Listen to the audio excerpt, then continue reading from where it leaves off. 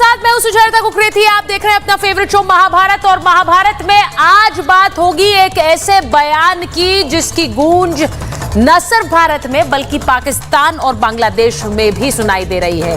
आज बात करेंगे योगी के अखंड भारत प्लान की। योगी का अखंड भारत प्लान क्या है? क्या योगी आदित्यनाथ वो सोच रहे हैं जहां तक लोगों की सोच नहीं पहुंची है? योगी आदित्यनाथ ने पहली बार ऐसा बयान नहीं दिया है जिसमें वो सीधे सीधे कह रहे हो कि पाकिस्तान का विलय भारत में होगा। आखिर योगी की ये सोच के पीछे वजह क्या है, आज बात उसकी करेंगे महाभारत में।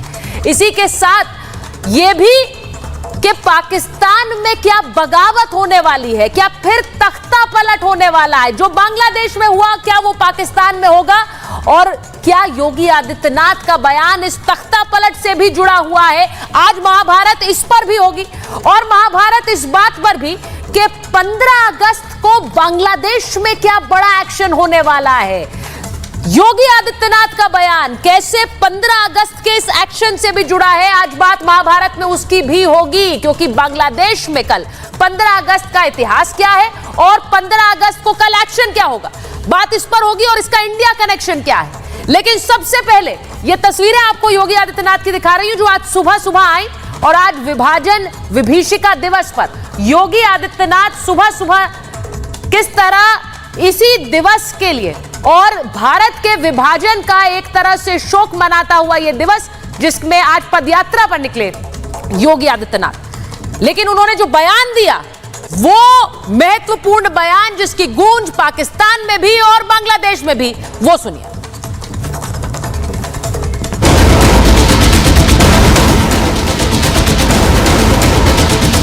आध्यात्मिक जगत में पाकिस्तान कोई वास्तविकता नहीं है। या तो उसका भारत में विलय होगा या पाकिस्तान इतिहास से समाप्त होगा, हमेशा के लिए समाप्त होगा। चेहरे बदले होंगे लेकिन घटनाओं का स्वरूप उसी प्रकार का है जो 1947 में हुआ था। वही तो पाकिस्तान में आज भी हो रहा है। वही तो पूर्वी पाकिस्तान कहा जाने वाला आज का बांग्लादेश में वही तो हो रहा है। या तो उसका भारत में विलय होगा या पाकिस्तान इतिहास से समाप्त होगा, हमेशा के लिए समाप्त होगा।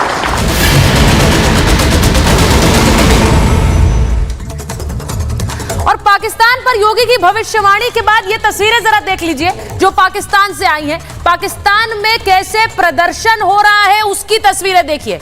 इमरान खान की रिहाई के लिए सड़कों पर लोग उतर आए हैं। अब इस तस्वीर को देखकर जरा बांग्लादेश की तस्वीरों को भी याद कर लीजिए।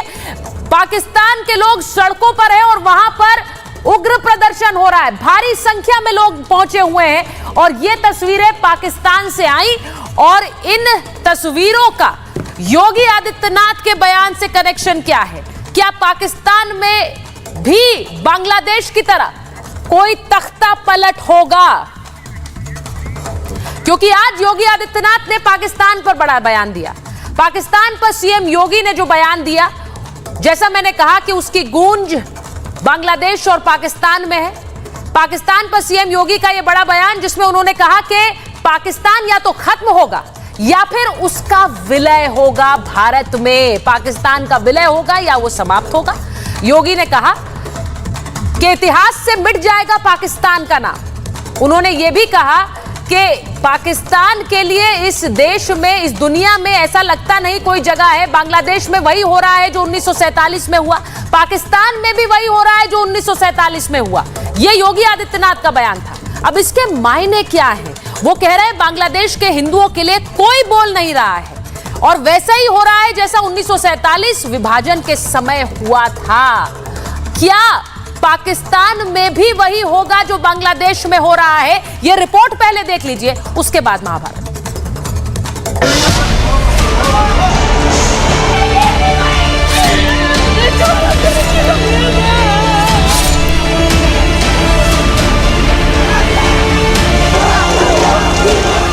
क्या पाकिस्तान में भी होगा तख्ता पलट? पाकिस्तान में भी सड़कों पर हो रहा प्रदर्शन। क्या योगी की सच होगी भविष्यवाणी? या तो उसका भारत में विलय होगा या पाकिस्तान इतिहास से समाप्त होगा, हमेशा के लिए समाप्त होगा।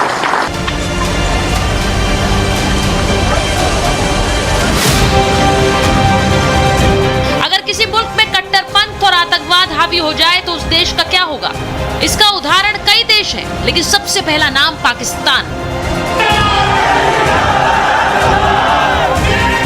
सीएम योगी आदित्यनाथ ने एक बार फिर पाकिस्तान को डायरेक्ट मैसेज दिया। योगी ने दावा किया कि या तो पाकिस्तान का भारत में विलय होगा या फिर पाकिस्तान पूरी तरह से नष्ट हो जाएगा। महर्षि अरविंद ने जो 1947 के पहले घोषणा की थी कि आध्यात्मिक जगत में पाकिस्तान कोई वास्तविकता नहीं है, या तो उसका भारत में विलय होगा या पाकिस्तान इतिहास से समाप्त होगा, हमेशा के लिए समाप्त होगा। योगी ने यह क्यों कहा, इसकी तस्वीर तो पाकिस्तान में ही नजर आती है। पाकिस्तान में इमरान और शहबाज समर्थक आपस में सड़कों पर भिड़ रहे हैं। सत्ता के खिलाफ सड़कों पर प्रदर्शन हो रहा है। पाकिस्तान के पूर्व प्रधानमंत्री इमरान खान के करीबी फैज हमीद को सेना ने हिरासत में ले लिया है।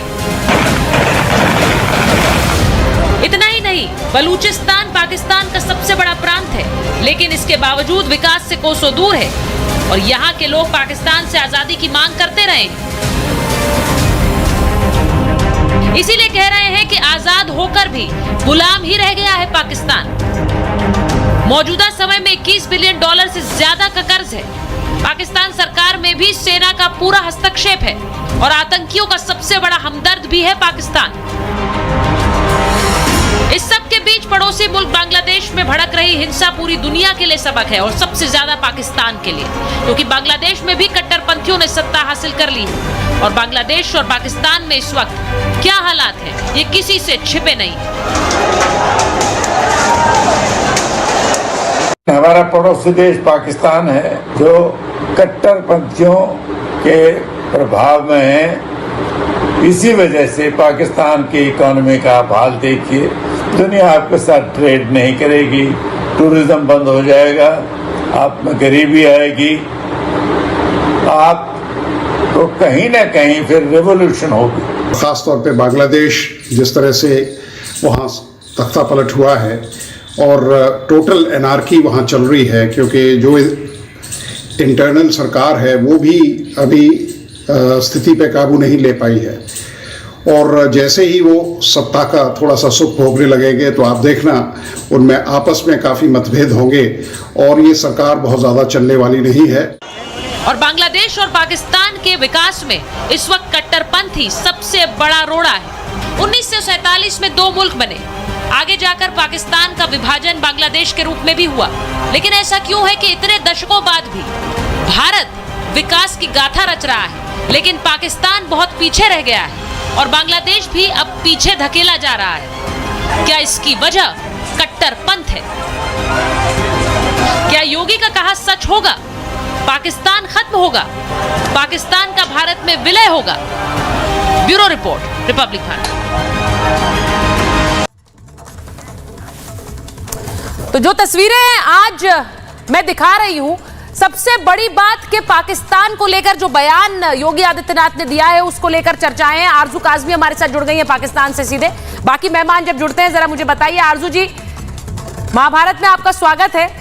योगी आदित्यनाथ ने एक बड़ा बयान दिया आज, और जरा पाकिस्तान की तस्वीरें चलाइए प्लीज।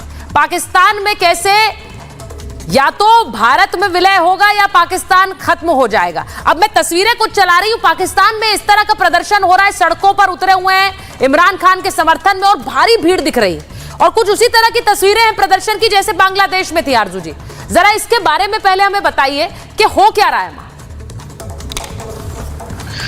देखिए, ये तो प्रोटेस्ट यहाँ पे होते रहते हैं, चाहे वो बलूचिस्तान हो, चाहे कश्मीर का एरिया हो। यहाँ पे जो इलेक्ट्रिसिटी के बिल्स आ रहे हैं और दूसरी चीज़ें, और इमरान खान के लोग भी प्रोटेस्ट कर रहे हैं इमरान खान के लिए, तो ये सारे इश्यूज तो यहाँ पर चल रहे हैं। लेकिन जहाँ तक आपने कहा कि क्या भारत के साथ पाकिस्तान मिल जाएगा, मुझे नहीं लगता कि ऐसा कभी भी होगा। पाकिस्तान अगर अलग बना है तो ये ऐसे ही रहेगा और ना ही खत्म होगा। अनफॉर्चुनेटली इसकी यही हालत रहेगी जो हालत है, इससे खराब भी हो सकती है, लेकिन पाकिस्तान ऐसे ही चलता रहेगा। क्योंकि जिन लोगों के हाथ में पावर है, जो लोग पॉलिसी मेकर्स हैं, वो कोई सही पॉलिसी बना नहीं पा रहे या बनाना नहीं चाहते। वो चाहते हैं कि पब्लिक ऐसे ही रहे परेशान, ताकि उनकी करप्शन और उन्होंने जो गलत काम किए हैं उस तरफ पब्लिक ना देख सके या कुछ बोल ना पाया, कि पब्लिक इस भी बोल रही है। और यही रीजन है कि सोशल मीडिया बैन है, इंटरनेट स्लो है और अगर हम घर से बाहर या ऑफिस से बाहर निकलते हैं तो मोबाइल डेटा बिल्कुल नहीं चल रहा। तो लोग एकदम परेशान है कि यहाँ पर हो क्या रहा है। कई लोग फ्रीलांस काम करते हैं, करोड़ों लोग हैं जो फ्रीलांसर के तौर पे काम करते हैं, उन सबका काम रुक गया है। गवर्नमेंट खुद तो कुछ दे नहीं पा रही है और अगर लोग खुद काम करना चाह रहे हैं तो इंटरनेट को स्लो कर दिया है और काम नहीं करने दे रहे, क्योंकि इन्हें कोई परवाह नहीं है, इन्हें कोई फर्क नहीं पड़ता। फैमिली बाहर है, कोई कनाडा, कोई अमेरिका, कोई दुबई, यहाँ पे जो आम लोग रह गए वो इनको मैटर नहीं करते, इनके लिए वो इंसान ही नहीं है। शायद यही वजह है कि पाकिस्तान का हाल खराब से खराबतर होता जा रहा है। जो बात कही, मैं आप कह रही हैं विलय हो जाएगा, ऐसा नहीं हो सकता है, लेकिन बांग्लादेश हो जाएगा पाकिस्तान में, ऐसा हो सकता है? क्योंकि जो तस्वीरें हम देख रहे हैं पाकिस्तान की और योगी आदित्यनाथ का जो बयान आया है, मैं उस पर एक इंटरनल चर्चा अलग से करूंगी, लेकिन आपसे पूछ रही हूं क्योंकि बांग्लादेश के बाद बार बार सवाल पाकिस्तान को लेकर उठ रहे हैं, क्योंकि जहां जहां अब वहां पर किस तरह से कट्टरपंथ हावी है, पाकिस्तान में भी वही होता कई बार नजर आया है, कई बार तख्ता पलट भी हुआ है।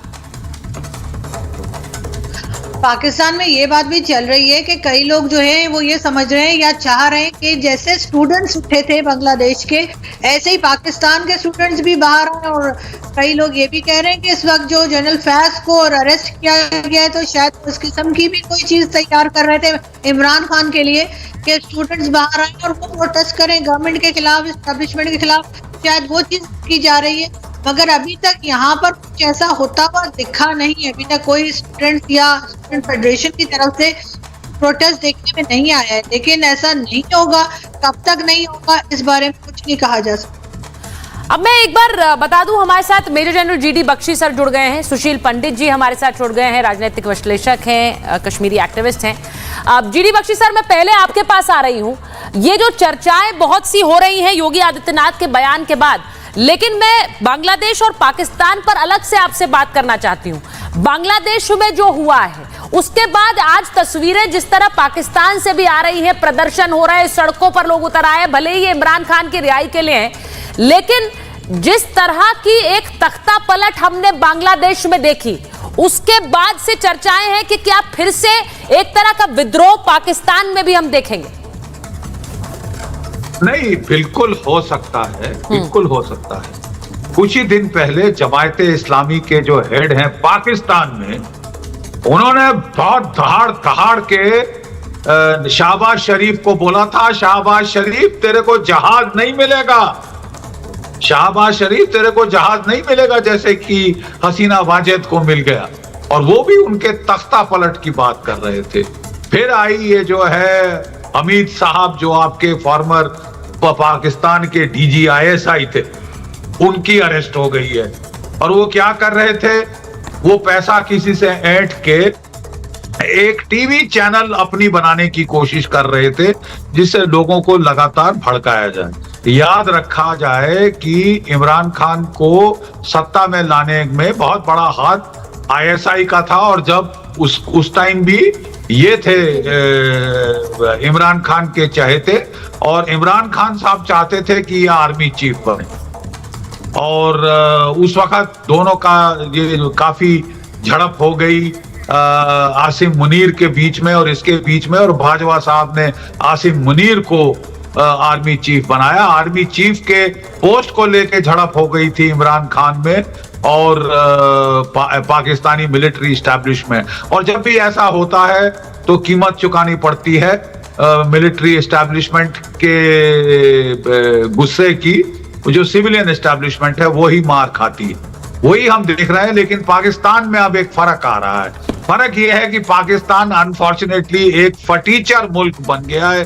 2 रोज की रोटी नसीब नहीं हो रही लोगों को। 60,000 रुपए महीने के बिजली के बिल आ रहे हैं। ऐसे लोग बेचारे जिनके की मंथली जो पे है वो 40,000 या 50,000, मतलब उनकी पे से ज्यादा तो उनका बिजली का बिल आ रहा है। कहां तक लोग कह रहे हैं हम पे करेंगे। अब IMF ने जो भी कंडीशनैलिटीज लगाई हो उसका जो है खमियाजा भुगतना पड़ेगा शहबाज शरीफ साहब को। तो साहब देखिए, ऐसा सब होते हुए भी बड़े अफसोस की बात है कि पाकिस्तान की जो पूरी तवज्जो है, आपकी मिलिट्री एस्टैब्लिशमेंट की पूरी तवज्जो है और देशों में अराजकता जी पैदा करने के लिए आवाज और देशों में केओस पैदा करने के लिए, बांग्लादेश में तख्ता पलट करने के लिए, ताकि वहां भी एक जिहादी रियाया आए जो कि जिहादी केओस, एनार्की, तोड़फोड़, आगजनी, लूटपाट, मास रेप वगैरह ऐसे वहां पे वो फैला दे। बांग्लादेश एक बड़ा समृद्ध देश हो रहा था, इकोनॉमिकली बहुत प्रॉस्पर कर रहा था।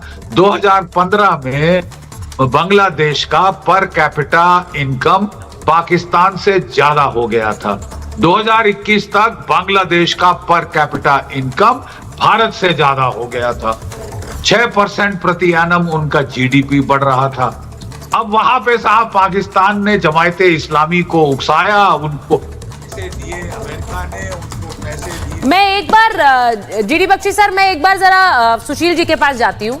और सुशील जी, आपसे ये इसलिए पूछ रही हूँ क्योंकि मैं बांग्लादेश को लेकर एक स्पेसिफिक जानकारी, क्योंकि कल 15 अगस्त है और कल 15 अगस्त को क्या बांग्लादेश से कोई बड़ी खबर आएगी, इस पर भी हम बात करने वाले हैं। लेकिन उससे पहले मैं आपसे पूछ रही हूँ कि जब ये बात सिर्फ योगी आदित्यनाथ के कहने वाली नहीं है, ये बात अक्सर उठती है कि पाकिस्तान के कई हिस्से हो सकते हैं। पाकिस्तान में जिस तरह का विद्रोह एक दिखता है अलग अलग हिस्सों में, उससे कम से कम पाकिस्तान में अपने में एक विभाजन जरूर होगा। एक विभाजन 1947 में हुआ, लेकिन पाकिस्तान के अंदर भी एक विभाजन हो सकता है। इसको लेकर आप क्या सोचते हैं?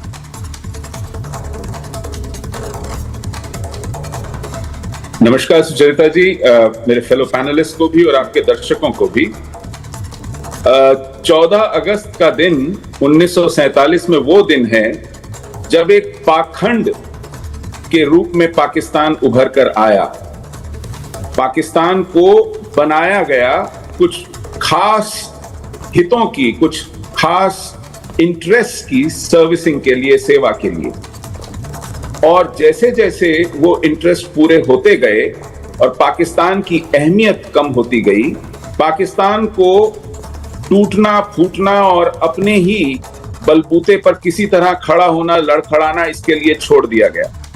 आज पाकिस्तान की वो अहमियत कुछ लोगों के लिए फिर से बढ़ गई है जो भारत को पनपते नहीं देखना चाहते, और भारत को, उसके विकास को, उसकी बढ़ती हुई साख को बट्टा लगाने के लिए, रोकने के लिए वो पाकिस्तान को एक किराए के गुंडे की तरह इस्तेमाल कर रहे हैं। इसलिए पाकिस्तान बहुत समय तक चल नहीं पाएगा। उसका अपने बूते कोई वजूद बने, इसमें पाकिस्तान खुद इंटरेस्टेड नहीं है।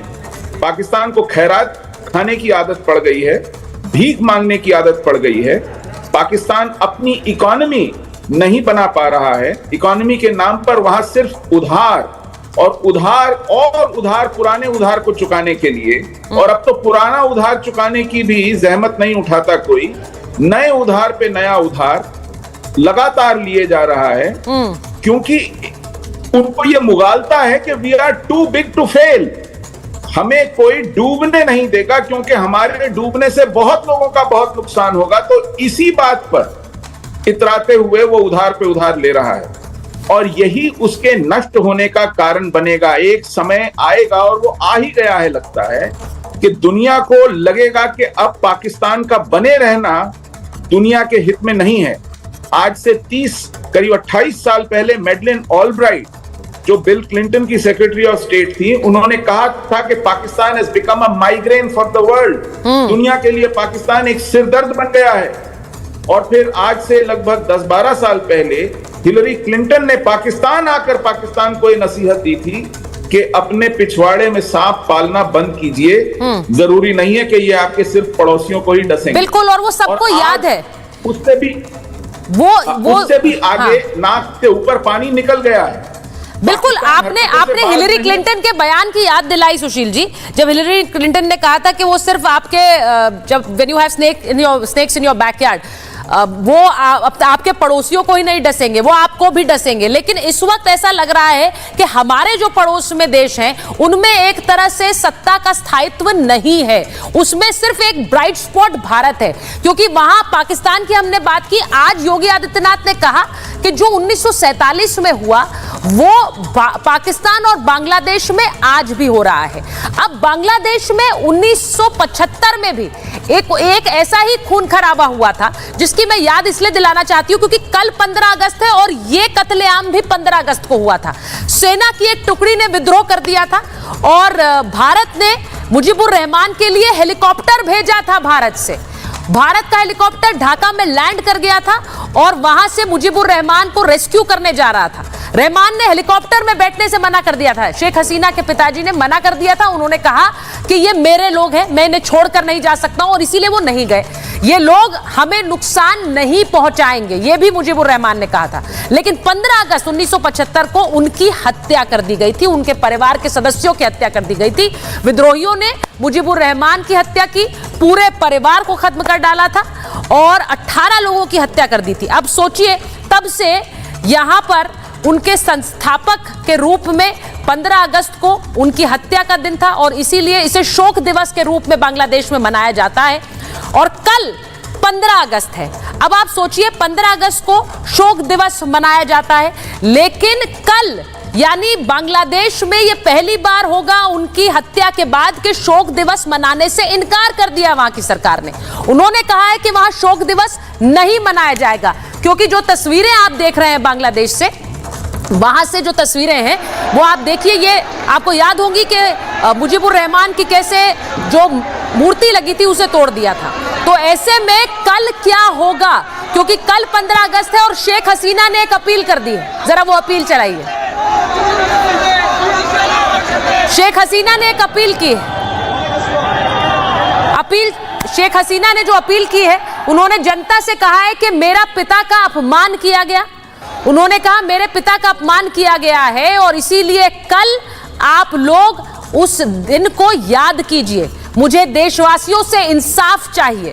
उन्होंने ये भी कहा कि 15 अगस्त शोक दिवस मनाने का आग्रह उन्होंने किया, यानी वहां की सरकार कह रही है आप शोक दिवस मत मनाइए, शेख हसीना कह रही है आप सड़क पर उतरिए और शोक दिवस मनाइए।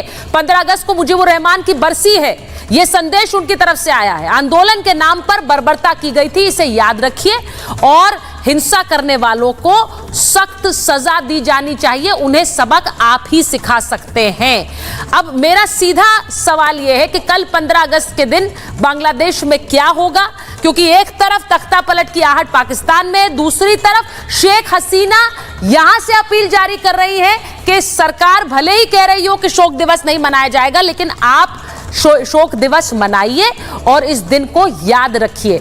अब मेरा सवाल यह है, जीडी बख्शी सर आपसे पहले पूछ रही हूं, जो तस्वीर इस वक्त नजर आ रही है उसमें अगर एक तरफ से बांग्लादेश में कहा जा रहा है कि आप शोक दिवस मनाइए, सरकार शेख हसीना ने अपील की, वहां वो अपने काडर को एक तरह से इंस्पायर करने की कोशिश कर रही है, दूसरी तरफ वहां की सरकार कह रही है पहली बार 75 के बाद कि शोक दिवस कल नहीं मनाया जाएगा, कोई छुट्टी भी नहीं होगी, अवकाश भी नहीं होगा। इसका क्या असर आपको लगता है सड़कों पर नजर आएगा कल? देखिए, इस वक्त तो जो जमायते इस्लामी के गुंडे हैं वो पूरी तरह से इन्फिल्ट्रेट कर गए हैं सारी स्टूडेंट मूवमेंट्स को, और वही जो स्टैच्यू तोड़ना ये स्टूडेंट्स का काम नहीं है, ये जमायते इस्लामी का काम है, जिन्होंने पाकिस्तान की साथ दिया था 71 के युद्ध में। उन्होंने बांग्लादेश को आजाद होने की से रोकने की हर कोशिश करी थी। उन्होंने 2 ब्रिगेड रजाकार की खड़ी करी थी, जिन्होंने पाकिस्तान की फौज का साथ ही नहीं दिया, उनको औरतें सप्लाई करी थी। ये तो इनकी खसूसियत है साहब, ऐसे हरामखोर लोग हैं, ठीक है। और अब वो दिखाना चाह रहे हैं कि पाकिस्तान में क्या कहना चाह रहे हैं कि बांग्लादेश के लोग चाहते हैं कि उनका विलय पाकिस्तान में हो जाए, एक फटीचर पाकिस्तान जिसको वो देख रहे हैं इकोनॉमिक तबाही की कागार पे है। अरे साहब, इतने पागल नहीं है वहां के लोग। बांग्लादेश के लोग बहुत पढ़े लिखे लोग हैं, बड़े वो जानकार लोग हैं, और जैसे ही ये तमाशा खत्म हो जाएगा, देखिए वहां पे ये मोहम्मद यूनुस साहब अमेरिका के चहेते पैराशूट किए गए हैं वहां पे राज संभालने के लिए। और जैसे बगदाद में अमेरिका ने क्रेन लगवा के सद्दाम हुसैन के स्टैचू गिराए थे, उसी तरह वही प्लेबुक प्ले की जा रही है कि यहाँ पे स्टैचू मुजीबुर रहमान के गिराए जा रहे हैं, गाली गलौज उनको दी जा रही है जिन्होंने देश को आजाद किया। तो ये जमायते इस्लामी के गुर्गे कहना क्या चाहते हैं कि उनको आजादी मंजूर नहीं, कि वो गुलाम रहना चाहते हैं, वेस्ट पाकिस्तान के कॉलोनी बन जाना चाहते हैं फिर, ताकि वो जिहादी बगावत कर सके, जिहादी उन्माद कर सके, तोड़ फोड़, आगजनी, एनार्की, जिहादी एनार्की, जिहाद चाहिए हमें इकोनॉमिक प्रोग्रेस नहीं चाहिए। तो इसीलिए मैं जरूर हम देखेंगे कि कल क्या असर होता है। लोग कुछ डर गए हैं, वहां के लोग कुछ डर गए हैं इस एकदम के जो हजूम हुआ है, बट क्या उनके have they regained their wits, ये कल देखना होगा। देखिए, पाकिस्तान में बहुत से ऐसे लोग हैं आरजू जी जो इस बात को लेकर उत्साहित हैं कि बांग्लादेश में एक रिजीम चेंज हुआ है, वहां पर सरकार बदल गई है, लेकिन वो इस बात से बेखबर है शायद कि पाकिस्तान में भी कुछ उसी तरह की तस्वीर हो सकती है। क्या, मैं आपसे पूछ रही हूं, बांग्लादेश पर जो भी वहां से तस्वीरें आ रही हैं उस पर पाकिस्तान की एक नजर बनी हुई है? बिल्कुल बनी हुई है, बल्कि कुछ टाइम पहले तक, 1-2 दिन पहले की बात है कि बहुत तारीफ भी की जा रही थी शेख हसीना जी की, और टीवी चैनल्स पे ये बात की जा रही थी कि उन्होंने जो है बांग्लादेश को काफी आगे लेकर गई हैं और बहुत सी चीजें वहां पे बेहतर हुई हैं। लेकिन साथ साथ ये भी कहा जा रहा था कि वो एक तरह की डिक्टेटरशिप चला रही थी, और उसके बाद जो कुछ हुआ उस पर भी बात हुई। तो मुझे तो काफी पॉजिटिव रिस्पांस लगा पाकिस्तान के टीवी चैनल्स का एटलीस्ट, कि उन्होंने जो अच्छे काम किए हैं शेख हसीना ने, उनके ऊपर भी बात की। लेकिन जैसे ही जाहिर है गवर्नमेंट गिरी है और उनको चली गई है, उसके बाद जाहिर है हमेशा होता है किसी भी कंट्री में, खासतौर पे पाकिस्तान जैसी कंट्री में, कि एक बड़ा यू टर्न लिया है और उसके बाद फौरन ये बात शुरू हो गई कि जी जो पहले शेख मुजीब थे उन्होंने गलत किया था और याहिया खान और भुट्टो सही थे, इस किस्म की बातें भी हमारे मीडिया में उठाई गई हैं। तो कहीं ना कहीं मेरा ख्याल है कि यहाँ पर देखा जा रहा है, बहुत गौर से देखा जा रहा है, और ये भी समझा जा रहा है कि अब जो नई गवर्नमेंट आएगी वो प्रो पाकिस्तान होगी, और पहले जो गवर्नमेंट थी वो प्रो इंडिया थी। ये बात भी की जा रही है यहाँ पे, जो प्रो इंडिया थी और प्रो पाकिस्तान रजीम अब आ गई है। मैं बता दूं, शिवम त्यागी हमारे साथ जुड़ गए हैं, बीजेपी के प्रवक्ता हैं, और हमारे साथ वरुण पुरोहित जी भी जुड़ गए हैं, कांग्रेस के नेता हैं। मैं एक बार शिवम पहले आपके पास आ रही हूं, ये बताइए कि आज जिस तरह से योगी आदित्यनाथ के बयान को देखा जा रहा है, उन्होंने कह दिया स्पष्ट शब्दों में कि पाकिस्तान जैसी एंटिटी कोई है नहीं, पाकिस्तान का या तो विलय होगा या फिर पाकिस्तान खत्म होगा। अब इसे बहुत से लोग अखंड भारत वाली सोच से जोड़कर देख रहे हैं कि ये सोच जो बीजेपी की रही है, लेकिन उसे हासिल करने का कोई प्लान नहीं है, ये सिर्फ बयान है। आप इसे कैसे देखते हैं?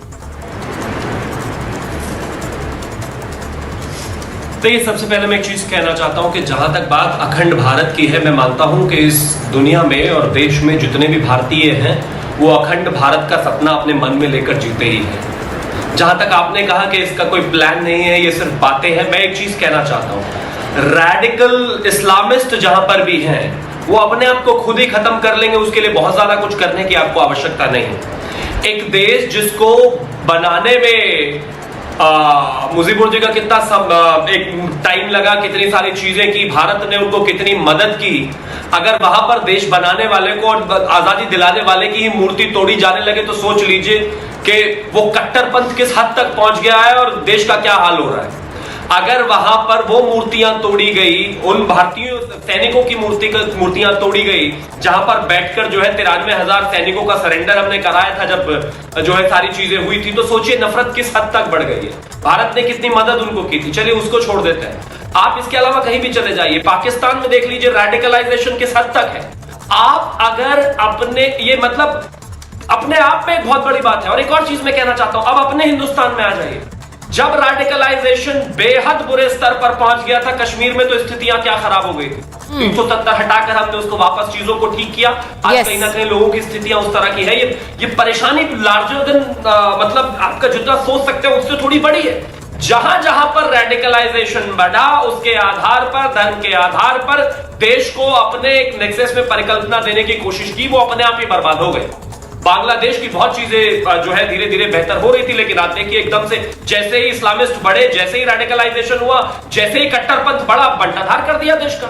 पाकिस्तान की यही स्थिति है। Yes. वो हमसे पहले सुपार को बनाकर बैठ गए थे, लेकिन आज इसरो कहां है और सुपार को कहां रह गया, सोचिए आप।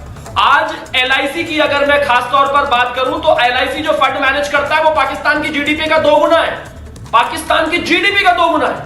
2 लोगों ने एक ही साथ एक यात्रा शुरू की थी और एक जो देश बना पाकिस्तान, उनके जो कायदे आजम बने, उन्होंने अपनी स्पीचेस में जो है धर्म के नाम पर वोट देने के लिए कहा था। आज देख लीजिए स्थिति क्या है, आज देख लीजिए हालात क्या है। रेडिकलाइजेशन किसी भी देश को ऐसे ही खत्म कर देगा। जिस भी जगह पर इस्लामिक रेडिकलाइजेशन इस्लामिस्ट का होगा वो अपने आप ही खत्म हो जाएगा। और अखंड भारत की जहां तक बात है, मैं मानता हूं कि एक ना एक दिन ये जरूर स्थिति पूरी होगी। और अंत में मैं एक और चीज कहना चाहता हूं, जैसे कि आज विभाजन विभीषिका दिवस है, ये देश कभी इस दिन को भूलेगा नहीं, क्योंकि ये अपने आप में जिस तरीके से इस देश को तोड़ा गया, ये एक हर एक देश के देशवासी के लिए, हर एक हिंदुस्तानी के लिए अपने आप में बहुत बुरी चीज है। अभी कुछ दिनों पहले मैं किताब पढ़ रहा था, वहां पर एक छोटा सा स्टेटमेंट था, बस वो मैं बताकर आपको खत्म करूंगा कि एक स्थिति इस देश में ऐसी आ गई थी कि जहां आज आप सफदरजंग एनक्लेव से लेकर वसंत कुंज, वसंत विहार, ये सारी स्थितियां देखते हैं, यहां पर मुस्लिमों को इकट्ठा करके जो है नेहरू जी ने एक बैकयार्ड बनाया था कि इन लोगों को यहां पर सिक्योरिटी दे दीजिए।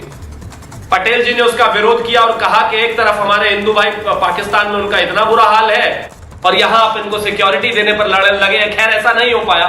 जिन लोगों ने इस देश की हिस्ट्री, शिवम आपने जो बात बोली है, मैं उस पर एक बार मैं अमजद जी के पास जा रही हूँ। अमजद अयूब साहब हमारे साथ जुड़ गए हैं। अमजद साहब, मैं आपसे पूछ रही हूँ, शिवम ने एक बात कही, उन्होंने कहा कि जहां जहां कट्टरपंथ होता है वो देशों के खात्मे की बड़ी वजह बनता है। अब यही बात एक तरह से बांग्लादेश पर भी अभी लागू हो रही है। आज ही जो आंकड़े आए वहां पर इन्फ्लेशन रेट किस तरह बढ़ गया है जब से ये नई रेजिम आई है, और जो कुछ हुआ हमने देखा है।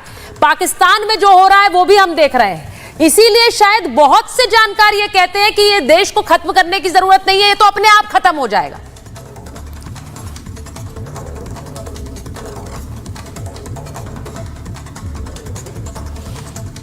अमजद जी का ऑडियो नहीं आ रहा है। अमजद जी, आपको शायद अनम्यूट करने की जरूरत है, आपका ऑडियो नहीं आ रहा है हमारे पास।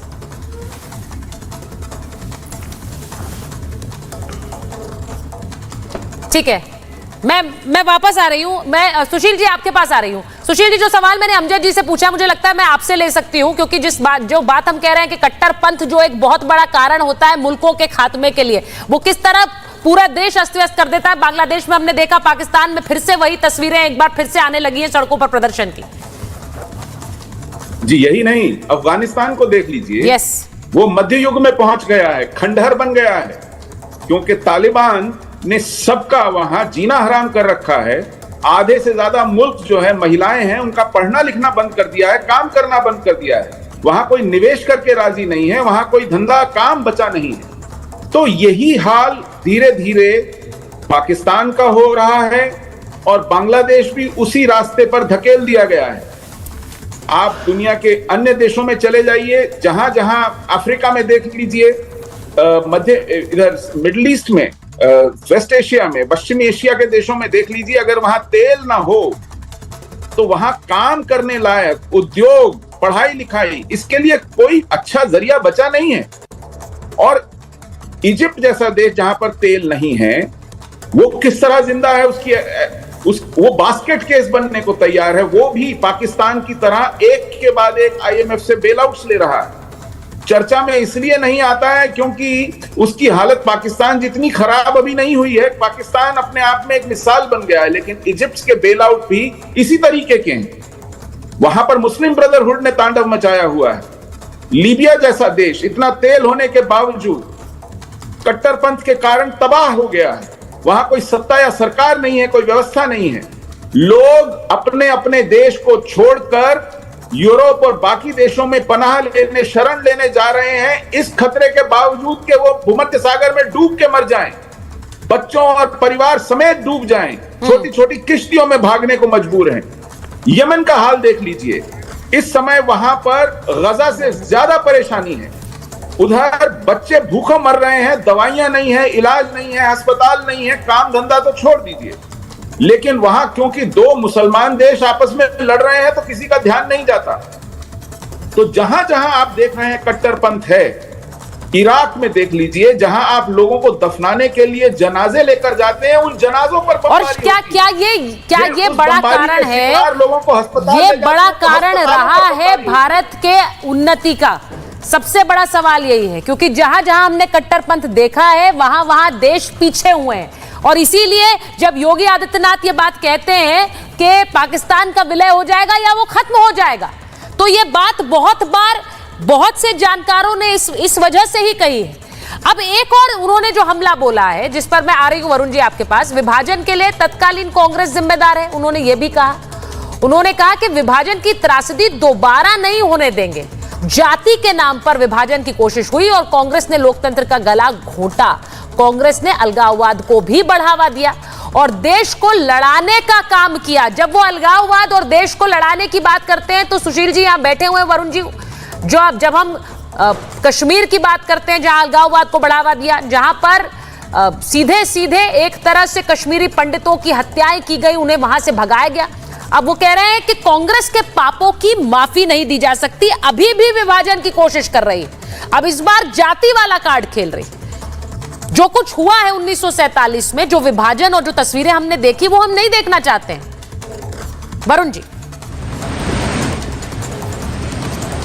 सुचारिता जी, आपने बात की एक सूबे के मुख्यमंत्री की बात की आपने। नेशनल लेवल का लीडर बात करता तो समझ में आती। अभी उनके उपचुनाव आ रहे हैं, उनको उत्तर प्रदेश में जो हार हुई है वो दिख रही है, इसलिए कांग्रेस के नाम में भाई अभी आप ही तो कह रहे हो देश की उन्नति क्या 2014 के बाद हुई है, मोदी रेजिम में पहले उन्नति हुई नहीं। आजादी का जो लड़ाई लड़ी कांग्रेस ने लड़ी, कांग्रेस के बाद आप ये कह सकते हो कि कांग्रेस में ये खराबियां आई आजादी के बाद, वो तो चर्चा के विषय। कांग्रेस में ये खराबियां आई आजादी के बाद, वो तो चर्चा के विषय हो सकता है। पर इंदिरा गांधी खराब थी, नेहरू जी खराब थे, ये प्रकार का जो इन्होंने वर्जन शुरू किया है, यही तो देश में आप जो भी कट्टरपंथ की बात कर रहे हो, रेडिकलाइजेशन की बात कर रहे हो, ये तो आज की मोदी सेंट्रिक सरकार कर रही है। भारत की सोसाइटी, भारतीय सोसाइटी हमेशा प्रोग्रेसिव डायनेमिक रही है, इसलिए समावेशी सोच है। आपने सार्क के टाइम राजीव गांधी का मिशन क्या था कि ग्रेटर इंडिया, वृहद भारत की बात थी।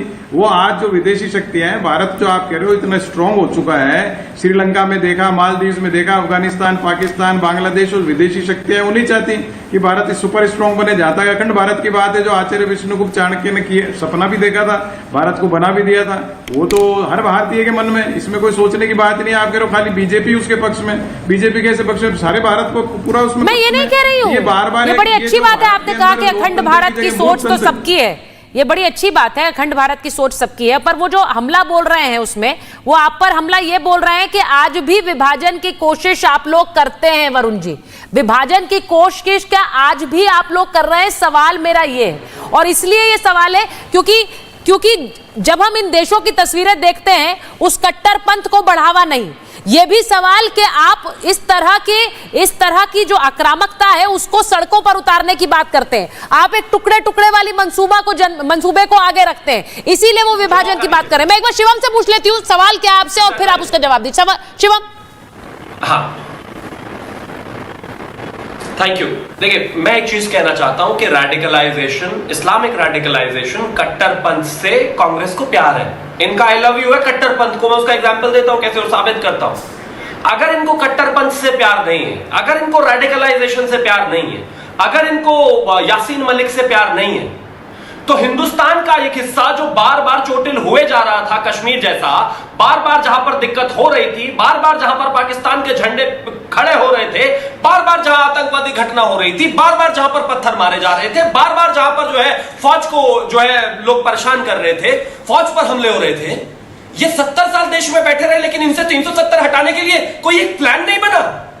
कौन नहीं जानता कश्मीर में कट्टरपंथ के हालात को किस तरीके से छोड़कर भागे थे राजीव गांधी जी। काश उन्होंने उस चीज की स्थिति को बेहतर किया होता तो कभी कश्मीरी पंडितों का इस तरीके से एक्सोडस नहीं होता। क्या ये देश नहीं जानता क्या किस तरीके से इस्लामिक रेडिकलाइजेशन को जो है ओसामा जी कह के इनके नेता जो है इस देश के पार्लियामेंट में बोले हैं? क्या हम नहीं जानते? किस तरीके से पाकिस्तान के फोर में बात करते रहते हैं हमेशा? क्या ये देश नहीं जानता? फलस्तीन का समर्थन करने के लिए किस तरीके से इजराइल को एक तरफ काट के रखा आपने, जबकि उन्होंने आपकी इतनी मदद करी है। रेडिकलाइजेशन की वजह से आपने किया, मुस्लिम तुष्टीकरण की वजह से आपने किया, इसी वजह से आपने कभी उनकी बात नहीं की। कट टू 2024, आप आज भी एक टुकड़े टुकड़े भारत तेरे टुकड़े होंगे इंशाअल्लाह करने वाले आदमी को टिकट देकर कोशिश करते हैं कि वो पार्लियामेंट को आ जाए। आप आज भी चाहते हैं इस तरह की स्थितियां। आप आज भी अगर मोहित खान जैसा बलात्कारी कोई बलात्कार करता और वो मुसलमान है तो एक शब्द नहीं निकलता राहुल गांधी के मुंह से। यानी कि 1947 से 2024 हो गया, आपने कभी भी कट्टरपंथ का विरोध किया ही नहीं, और इसी वजह से इस देश का हिस्सा जो छूट जाता अगर आदरणीय प्रधानमंत्री जी नहीं होते, उसको हम वापस लेकर आए, सिक्योर किया, चीजें बेहतर की, देश को बेहतर किया, और हम उसके खिलाफ खड़े। लेकिन आपको तो रेडिकलाइजेशन से प्रेम है ना जी, प्यार है, कट्टरपंथ पसंद है आपको, क्योंकि उसी के आधार पर आपकी तोड़ने की राजनीति चलती है। अगर तोड़कर प्रधानमंत्री बनना हो तो देश तोड़कर प्रधानमंत्री बन जाओ, अगर अब तोड़कर देश को बनना हो प्रधानमंत्री तो फिर राहुल गांधी वही ट्राई कर रहे हैं, सक्सेसफुल नहीं होगा। लेकिन इस बार वो कह रहे हैं कि यही वाली ट्रिक आप आज भी इसका इस्तेमाल कर रहे हैं वरुण जी, और जाति के नाम पर इस बार कर रहे हैं, और बहुत सारी टूल किट्स है जिनका इस्तेमाल कर रहे हैं। वरुण जी जल्दी से जवाब दीजिए। सुचारिता जी भी आपने देखा 70 साल करते जा रहे हैं, इनको खुद को ही होश ही नहीं है कि 5 साल तो मोदी जी के आगे, अटल जी के 7 साल आगे, तो क्या अटल जी की सरकार भी बेकार थी? कि मैं वही तो कह रहा हूँ, 2014 के बाद से एक लोकतंत्र की जगह मूर्ख तंत्र का स्थापना की जा रही है देश के अंदर। इंदिरा जी ने ऐसे किया, राजीव जी ने, अरे भाई आप इस देश को संभाल रहे हो, इंदिरा गांधी, राजीव गांधी, अटल जी सबका योगदान, और ये जो मैम प्रवृत्ति है ना, आप कह रहे हो क्यों आ जाएगी अराजकता? मैंने हमेशा अराजकता देश में बढ़ेगी, क्योंकि पूर्वजों को नीचा दिखाने से बात भी नहीं आ रहे। ये तो कह मैंने किया भाई तुमने किया क्या, ये तो बताओ ना देश का। कुछ नहीं किया। इकोनॉमिक, आप अभी कर्जे की बात कर रहे थे, भारत पे कितना कर्जा हो गया वो आप बताइए आंकड़े देश को। चाइना भारत का सबसे बड़ा दुश्मन, उससे कितना ट्रेड डेफिसिट करते जा रहे हैं, व्यापार बढ़ाते जा रहे हैं। इनकी कोई सोच नहीं है। और जो कट्टरवाद की बात कर रहे हो, हिंदू मुसलमान तो ये कर रहे हैं। मैंने कहा अगर कांग्रेस में कोई गड़बड़ी आ गई तो आप उसको तो हाईलाइट कर सकते हो। देखिए मैं एक चीज बड़ी क्लियरली बोलना चाहती हूँ, और सुशील जी और जीडी बख्शी सर को भी स्क्रीन पे लीजिए। जो बात अभी कही गई कि भाई जो कुछ इन देशों में हो रहा है वो हिंदुस्तान में नहीं है, इसीलिए हिंदुस्तान इतना आगे बढ़ पाया हमारे पड़ोसियों के बनिस्पत। अब उस कट्टरपंथ के लिए इस देश में कोई जगह नहीं है, आतंकवाद के लिए, विभाजनकारी नीतियों के लिए इस देश में जगह नहीं है, वरना देश को ये पीछे धकेल देती है। मेजर जनरल बख्शी, मैं आ रही हूं शिवा, मैं एक बार सर से पूछ लूं। सर यहाँ इस देश में, और आपने तो इतने साल देखा है, इस देश की राजनीति को भी देखा आगे बढ़ते हुए। देखिए बात ऐसी है कि कट्टरपंथ से देश बर्बाद हो जाते हैं, निसंदेह, इसमें शक क्या है।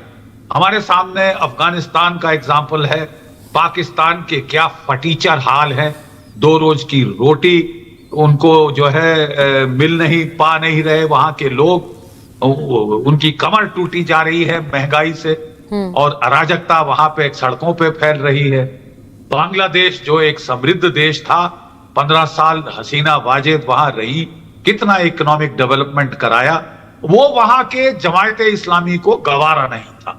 और पाकिस्तान के सहयोग से, अमेरिका के सहयोग से, चीन के सहयोग से उन्होंने उस जो है समृद्ध देश का उसका तबाही कर दी। अब आप देख रहे हैं जब से ये इंटरिम सरकार आई है, रोज वहां पे कानून की व्यवस्था बद से बदतर हो रही है। कोई लॉ एंड ऑर्डर नहीं रह गया। सड़कों पे हजूम घूम रहे हैं पागल स्टूडेंट्स के, जो कि जिसको चाहे लूट लें। चीफ जस्टिस को बोले गद्दी खाली कर भाग जा, वो तो हसीना वाजेद को जान से मार डालने के लिए उतारू थे। बेचारी उनकी साड़ियां और ब्लाउज लेकर वो नुमाइशें कर रहे हैं, उनके घर का पूरा फर्नीचर लूट लिया। ये अराजकता और ये अगजनी, ये chaos, that is all that they are capable of. लेकिन इसके होने बावजूद एक चीज मुझे कहने दीजिए। जी जी जी, हमारे देश में एक सोच है कि साहब कट्टरपंथ जहां होगा वो देश खुद ही बर्बाद हो जाएगा। लेकिन साहब बर्बाद होने के पहले वो आप पे भारी चोट कर सकता है। प्लीज, एक संस्कृत का श्लोक है, उद्यमेन ही सिद्ध्यन्ति कार्याणि न मनोरथे नहीं सुप्तस्य सिंहस्य प्रविशन्ति मुखे मृगा। और पंडित जी जानते हैं मैं क्या कह रहा हूं, कि हम केवल सोचते रहे कि साहब ये तो खुद ही मर जाएंगे, हमें मारने की क्या जरूरत है। आपको मारना होगा साहब, सही बात। अपने देश की रक्षा के लिए आपको इनके टुकड़े करने होंगे। ये खुद विलय नहीं होगा, हमें नहीं चाहिए ऐसे गंदे लोग। ये तो यहां भी अराजकता फैलाएंगे। ये मरे अपनी सौगात से, ठीक है साहब, ये आपस में लड़के मरे। हाँ, इस देश के 4 टुकड़े करना आप जरूरी हो। देखिए जो बात जीडी बख्शी सर कह रहे हैं, जब मैं फौज में था, हमने 2 टुकड़े किए थे।